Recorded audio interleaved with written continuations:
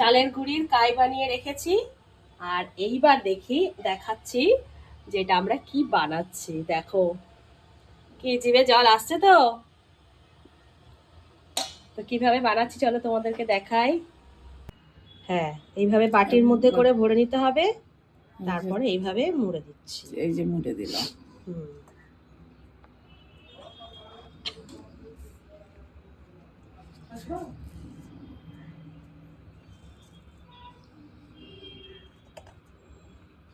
এই যে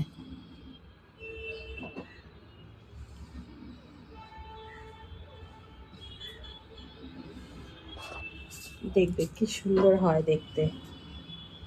তো আমরা এইভাবেই পুলি পিঠা বানিয়ে খাই। তোমরাও কি এরকম বানিয়ে খাও? অবশ্যই কমেন্ট করে জানাবে। দেখো কত সুন্দর দেখতে হয়েছে। এবারে সাইজ করে দিতে হবে। খুব সুন্দর হয়েছে।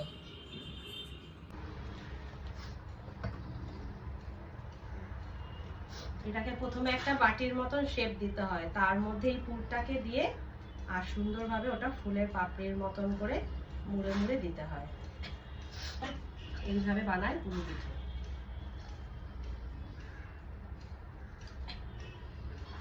একটা এরকম বাটির মতন শেপ দিয়ে দিলাম।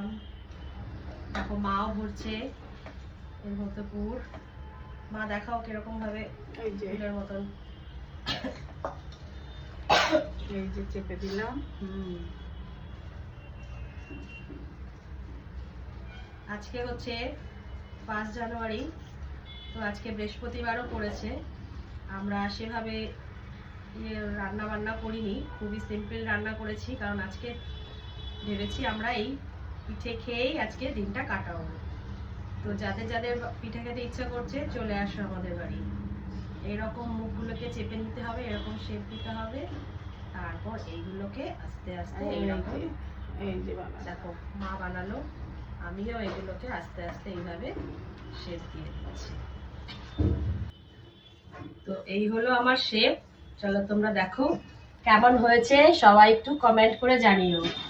আর যারা যারা খেতে চাও ঝটপট চলে আসো। দুধ জাল দিচ্ছি এখানে। পিঠা ভাপা বসিয়েছি, তো তোমাদের দেখাই চলো।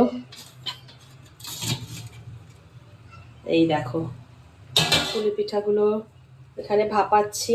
অনেকে এটা তেলে ভেজে খায়, অনেকে দুধে ভিজিয়ে খায়। তো আজকে আমরা এটা ভাপা করেই খাবো।